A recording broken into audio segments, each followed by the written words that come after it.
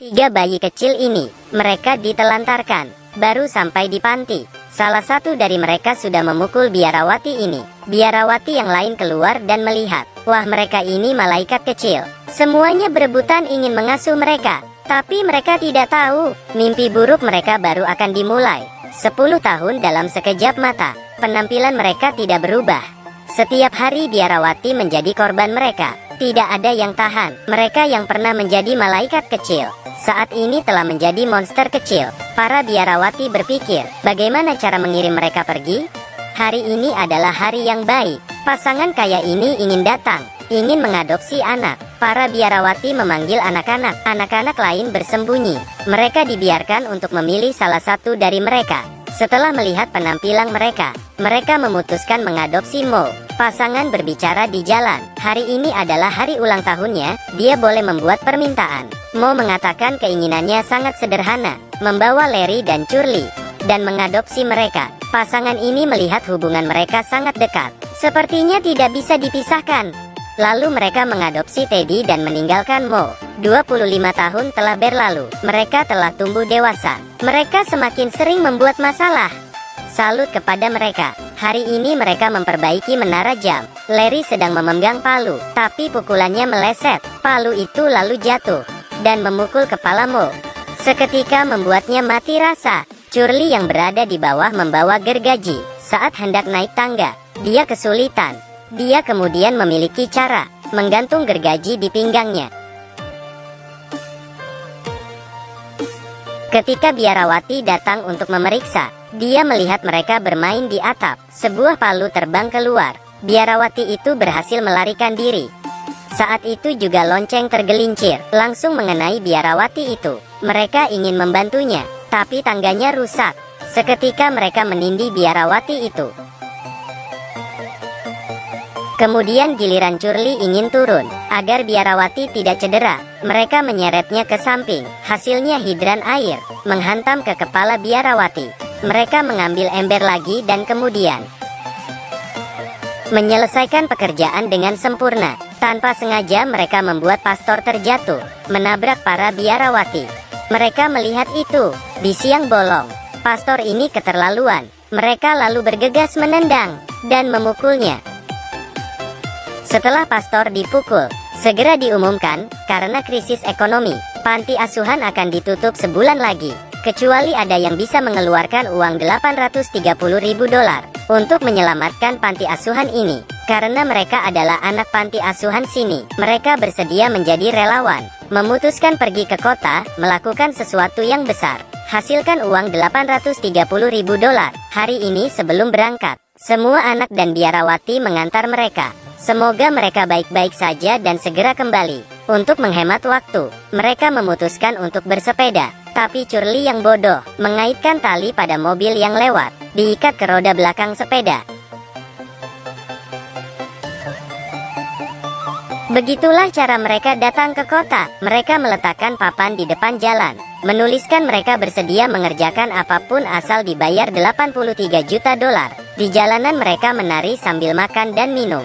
Saat itu juga seorang pria dan wanita di atas melihat mereka. Max datang dan berkata, "Kita adalah suami istri. Saya didiagnosis dengan penyakit serius. Waktuku tidak banyak lagi. Dia ingin mati sekarang. Bisakah kalian datang membunuhku? Tapi kalian tidak boleh menyalakan lampu. Jika berhasil akan diberikan $830.000. Ternyata ini pasangan bekerja sama ingin membunuh suami Lydia. Dengan cara ini, Lydia dapat mewarisi kekayaannya." Max berkata, "Tidak mudah untuk membebaskan diri." Lalu Curly langsung melempar Max, ditabrak mobil.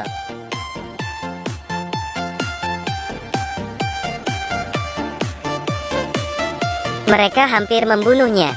Misi mereka belum berhasil. Mereka kemudian datang ke rumah sakit, tapi jam jenguk sudah berlalu. Mereka menyamar menjadi perawat. Dari informasi pria ini, mereka mengetahui nomor kamar Max. Mereka masuk ke kamarnya. Max sangat ketakutan sehingga dia menyembunyikan semua kaki tangannya. Namun mereka sangat kejam. Langsung dimasukkan ke dalam. Kemudian Max berhasil diledakkan. Mo memeriksa dan menyadari, sepertinya belum mati. Dia langsung membekapnya dengan bantal. Tiba-tiba perawat dan polisi masuk. Ketiganya melarikan diri sampai ke atap, menarik hidran dan melompat. Secara kebetulan mereka menabrak seseorang. Ternyata orang itu adalah Teddy. Awalnya mereka tidak percaya. Teddy mengeluarkan foto, membuktikan identitasnya. Teddy lalu mengajak mereka makan dan bersenang-senang. Tapi Curly menolaknya, karena mereka harus menyelesaikan misi. Kemudian mereka memikirkan cara mendapatkan uang. Kalian tidak salah lihat, mereka sedang menanam ikan. Menanam ikan di lapangan golf. Mereka mengira menanam melon menghasilkan melon, menanam kacang menghasilkan kacang. Menanam ikan, tentu saja akan menghasilkan ikan kecil. Karena mereka sangat membutuhkan uang itu, menyelamatkan panti asuhan yang akan ditutup. Ini adalah cara tercepat yang dapat mereka pikirkan untuk mendapatkan uang. Tapi tiba-tiba, polisi datang mengejar mereka. Terpaksa mereka melarikan diri, bersembunyi di ruangan kecil. Tapi kejutannya datang tiba-tiba. Mo secara tidak sengaja dipilih oleh sutradara menjadi seorang aktor, sedangkan Larry dan Curly pergi ke kebun binatang dan mendirikan kios. Malam harinya Teddy melihat ponselnya, melihat foto ketiga temannya. Dia juga memanggil istrinya Lydia untuk melihat. Ternyata Teddy adalah suami Lydia yang sebenarnya. Melihat foto itu, Lydia sangat kaget. Keesokannya dia membawa Max datang ke kebun binatang, memintanya membunuh mereka bertiga. Lydia membantunya memanjat tembok dan memasuki kebun binatang. Tapi dia jatuh ke tembok yang salah, masuk ke kandang singa. Ketika singa melihatnya, ingin memangsanya. Singa melompat ingin menerkam Max. Untung rantainya kurang panjang. Kali ini Max dengan berani mengejek singa itu. Dan di sini Larry dan Curly memberi makan lumba-lumba. Tidak sengaja melempar kacang ke hidung lumba-lumba. Keduanya dengan cepat membantu lumba-lumba. Akhirnya lumba-lumba selamat. Tapi kacang itu terlempar jauh, seperti bom. Kebetulan mengenai rantai singa. Dalam sekejap singa melepaskan diri dari rantai. Kemudian Larry dan Curly datang ke perusahaan Teddy.